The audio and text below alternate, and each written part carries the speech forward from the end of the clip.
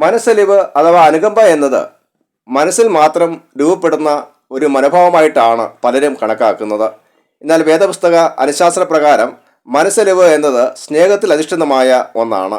മാത്രമല്ല അത് പ്രവൃത്തിയായി രൂപാന്തരപ്പെടുന്നതും വിശ്വാസത്തിൻ്റെ ആവിഷ്കാരവുമാണ്. മനസ്സലിവുള്ളവരാകുക എന്നതിനർത്ഥം മറ്റ് വ്യക്തികളുടെ വേദനകൾ കാണുവാനും അവരുടെ ജീവിതത്തെ പുനഃസ്ഥാപിക്കുന്നതിനുമായുള്ള പ്രവർത്തനങ്ങളിൽ ഏർപ്പെടുന്നതുമാണ്. നമുക്ക് നൽകപ്പെട്ടിരിക്കുന്ന പാഠഭാഗങ്ങൾ മനസ്സലിവിനെ മനസ്സിൽ മാത്രം ഒതുങ്ങി നിൽക്കുന്ന വികാരം എന്നതിലുപരിയായി ധൈര്യത്തോടും വിശ്വസ്തയോടും കൂടി അതിനെ പ്രാവർത്തികമാക്കുവാൻ നമ്മെ പ്രേരിപ്പിക്കുന്ന ദൈവവിളിയെക്കുറിച്ച് ഓർമ്മിപ്പിക്കുന്നു. ഒന്നാമത്തെ ചിന്ത പ്രവൃത്തിയിലേക്ക് നയിക്കപ്പെടുന്ന മനസ്സലിവ്. പ്രവൃത്തിയിലേക്ക് നയിക്കപ്പെടുന്ന മനസ്സലിവ്. രൂത്ത് 2-ാം അധ്യായം 4 മുതൽ 20 വരെയുള്ള വാക്യങ്ങളിൽ തൻ്റെ ഭർത്താവിൻ്റെ മരണശേഷം അമ്മായിയമ്മയായിരുന്ന നവോമിയോടൊപ്പം ഇസ്രായേൽ ദേശത്തേക്ക് മടങ്ങുന്ന മോവാബ്യ സ്ത്രീയായ രൂത്തിനെക്കുറിച്ച് പറഞ്ഞിരിക്കുന്നു.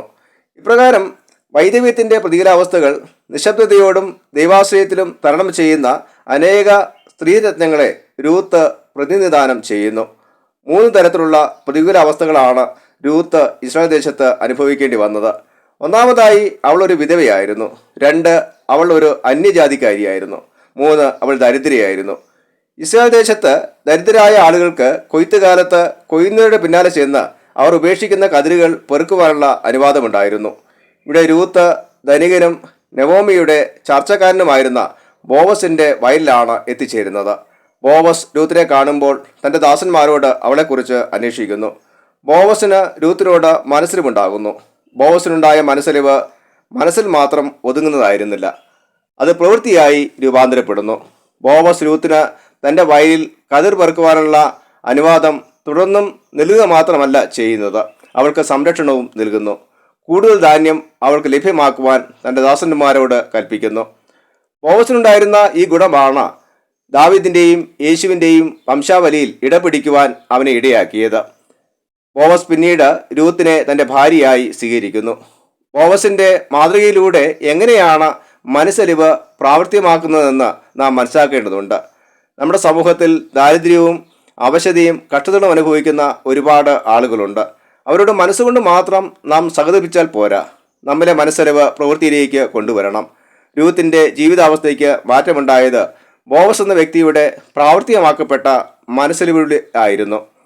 മറ്റുള്ളവരുടെ എളിയ അവസ്ഥ കണ്ട് അവരെ അനുഗ്രഹിക്കണമേ എന്ന് പ്രാർത്ഥിക്കുന്നവർ ധാരാളമാണ്. എന്നാൽ അവരുടെ കഷ്ടാവസ്ഥയിൽ നിന്ന് വിടുവിക്കുവാനായി ചെറിയ പ്രവർത്തനമെങ്കിലും ചെയ്യുവാൻ കഴിയുമ്പോഴാണ് നമ്മുടെ മനസ്സലിവ് ജീവനുള്ളതാകുന്നത്. ഇപ്രകാരമുള്ള പ്രാർത്ഥനകൾക്ക് ദൈവം മറുപടി നൽകുകയും നാം പ്രാർത്ഥിക്കുന്നവർക്കായി ദൈവം വിടുതലും അനുഗ്രഹവും നൽകിക്കൊടുക്കുകയും ചെയ്യും. രണ്ടാമത്തെ ചിന്ത മനസ്സലിവ് ക്രിസ്തീയ സമൂഹത്തിനുള്ളിൽ പ്രാവർത്തികമാക്കേണ്ട അടിസ്ഥാന ഗുണമാണ്. മനസ്സലിവ് ക്രിസ്തീയ സമൂഹത്തിനുള്ളിൽ പ്രാവർത്തികമാക്കേണ്ട അടിസ്ഥാന ഗുണമാണ്. എഫേസ്യർ 4-ാം അധ്യായം 25 മുതൽ 32 വരെയുള്ള വാക്യങ്ങളിൽ അപ്പോസ്തലനായ പൗലോസ് മനസ്സലിവ് വിശ്വാസ സമൂഹത്തിനുള്ളിൽ പ്രാവർത്തികമാക്കേണ്ടതിൻ്റെ ആവശ്യതയെക്കുറിച്ച് പറഞ്ഞിരിക്കുന്നു. നമുക്ക് മനസ്സലിവ് ഉണ്ടാകേണ്ടത് അന്യരും അപരിചിതരും പരദേശികളുമായ ആളുകളോട് മാത്രമല്ല, ക്രിസ്തീയ സമൂഹത്തിലും സഭയ്ക്കുള്ളിലും കഷ്ടത അനുഭവിക്കുകയും പ്രയാസപ്പെടുകയും ചെയ്യുന്ന ആളുകളിലേക്ക് കൂടെ വ്യാപിപ്പിക്കണമെന്ന് പൗലോസ് നിർദ്ദേശിക്കുന്നു. ക്രിസ്തീയ വിശ്വാസികൾ അന്യോന്യം സ്നേഹത്തിൽ വർത്തിക്കണം. പൗലോസ് ക്രിസ്തീയ വിശ്വാസികളോട് പരസ്പരം സത്യം സംസാരിക്കുവാനും ധൈര്യപ്പെടുന്ന വാക്കുകൾ ഉപയോഗിക്കുവാനും കോപത്തെ നിയന്ത്രിക്കുവാനും ആവശ്യപ്പെടുന്നു. മനസ്സലിവ് പ്രാവർത്തികമാക്കുവാൻ ഈ ഗുണങ്ങളെല്ലാം നമുക്ക് ആവശ്യമാണ്. 32-ാം വാക്യത്തിൽ പൗലോസ് ഇപ്രകാരം പറയുന്നു: നിങ്ങൾ തമ്മിൽ ദയയും മനസ്സലിവുമുള്ളവരായി ദൈവം ക്രിസ്തുവിൽ നിങ്ങളോട് ക്ഷമിച്ചതുപോലെ അന്യോന്യം ക്ഷമിപ്പിൻ. മനസ്സലിവ് പ്രാവർത്തികമാക്കുന്നതിന് ജീവിതത്തിൽ അച്ചടക്കവും എളിമയും ക്ഷമാശീലവും ആവശ്യമാണ്. ക്രിസ്തുവിൻ്റെ മനസ്സലിവാണ് ക്രിസ്തീയ വിശ്വാസികളാകുന്ന നമ്മുടെ വീണ്ടെടുപ്പിന് കാരണമായിരിക്കുന്നത്. അതുകൊണ്ട് തന്നെ മറ്റുള്ളവരോട് മനസ്സിലുള്ളവരായിരിക്കാൻ നാം കടംപെട്ടിരിക്കുന്നു. മനസ്സലിവുള്ള ക്രിസ്തീയ സഭയും സമൂഹവും എല്ലാ വിധത്തിലുമുള്ള വാക്ക് തർക്കങ്ങളിൽ നിന്നും പരസ്പരം പഴിചാരുകയും മുറിപ്പെടുത്തുകയും ചെയ്യുന്ന വാക്കുകൾ ഉപയോഗിക്കുന്നതിൽ ആത്മീയ അധപതത്തിൽ നിന്നും വിമോചിക്കപ്പെട്ടിരിക്കും. മൂന്നാമത്തെ ചിന്ത സൗഖ്യത്തിലേക്കും വിടുതലിലേക്കും നയിക്കുന്ന മനസ്സലിവ്. സൗഖ്യത്തിലേക്കും വിടുതലിലേക്കും നയിക്കുന്ന മനസ്സലിവ്. മർക്കോസ് 1-ാം അധ്യായം 40 മുതൽ 45 വരെയുള്ള വാക്യങ്ങളിൽ കുഷ്ഠരോഗിയായിരുന്ന ഒരു വ്യക്തി യേശുവിന്റെ അടുക്കൽ ചെല്ലുന്നു. യഹൂദന്മാരുടെ നിയമപ്രകാരം കുഷ്ഠരോഗികളെ അശുദ്ധരായി കണക്കാക്കിയിരുന്നു. അതുകൊണ്ട് തന്നെ അവരെ അടുത്ത് ചെല്ലുന്നതും സ്പർശിക്കുന്നതുമെല്ലാം വിലക്കപ്പെട്ടിരുന്നു. ഇപ്രകാരം യേശുവിൻ്റെ കാലഘട്ടത്തിൽ കുഷ്ഠരോഗികൾ ഒറ്റപ്പെട്ടവരും തള്ളപ്പെട്ടവരും ഭയചകിതരുമായിരുന്നു. എന്നാൽ തൻ്റെ ചുറ്റും കൂടിയിരുന്ന ആളുകളെ ഞെട്ടിച്ചുകൊണ്ട് യേശു തന്റെ കൈ നീട്ടി കുഷ്ഠരോഗിയെ സ്പർശിക്കുന്നു. യേശുവിൻ്റെ മനസ്സരിവാണ് ഇത്തരം സാമൂഹിക പ്രതിബന്ധങ്ങളെ മറികടന്ന് കുഷ്ഠരോഗിയെ സ്പർശിക്കുവാൻ പ്രേരിപ്പിച്ചത്. ഈ സ്പർശനം അവനെ സൗഖ്യത്തിലേക്ക് നയിക്കുന്നു. ഇപ്രകാരം മനസ്സരവും സ്പർശനവും സൗഖ്യത്തിന് മുന്നോടിയാണെന്ന് കാണാം. സമൂഹത്തിൽ അവഗണനയും ഒറ്റപ്പെടലും കഷ്ടതയും അനുഭവിക്കുന്നവരെ സഹായിക്കുവാൻ യേശു സാമൂഹികവും മതപരവും വൈകാരികവുമായ നിയമങ്ങളെ മറികടക്കുന്നു. യേശുവിൻ്റെ മനസ്സലിവ് കുഷ്ഠരോഗിയുടെ ശരീരത്തെ മാത്രമല്ല സൗഖ്യമാക്കിയത്, അവന് സമൂഹത്തിൽ അംഗീകാരവും മാന്യതയും പുനഃസ്ഥാപിക്കുവാനും ഇത് കാരണമാകുന്നു.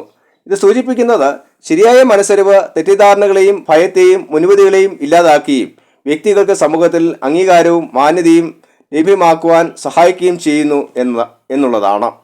ക്രിസ്തുവിൻ്റെ മാതൃക സ്വീകരിക്കുന്നതിലൂടെ നമ്മുടെ സമൂഹത്തിൽ തള്ളപ്പെടുകയും അവഗണിക്കുകയും ചെയ്യപ്പെടുന്ന അനേകരെ കാണുവാനും അവരുടെ പ്രശ്നങ്ങൾ പരിഹരിക്കുവാനും വിടുതലിലേക്ക് നയിക്കുവാനും ഇടയാകണം.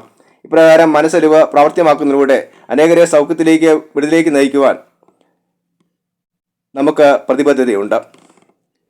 മനസ്സലിവ് എന്നത് ക്രിസ്തീയ വിശ്വാസികളെ സംബന്ധിച്ചിടത്തോളം നിർബന്ധമായും ഉണ്ടായിരിക്കേണ്ട ഒരു ഗുണമാണ്. പ്രത്യേകിച്ചും വിവേചനവും വിഭാഗതയും കഷ്ടതകളും നിറഞ്ഞ ഒരു ലോക അന്തരീക്ഷത്തിൽ മറ്റുള്ളവരെ കാണുവാനും മനസ്സിലാക്കുവാനും വിടുതലിലേക്കും സൗഖ്യത്തിലേക്കും നയിക്കുവാനും കഴിയുന്ന വ്യക്തികളെയാണ് ദൈവത്തിന് ആവശ്യമായിരിക്കുന്നത്. ദൈവത്തിൻ്റെ ശ്രേഷ്ഠമായ ഈ വിളിയോട് പ്രതികരിക്കുവാനും ദൈവിക മനസ്സലിവിൻ്റെ വക്താക്കളായി തീരുവാനും നമുക്ക് കഴിയണം.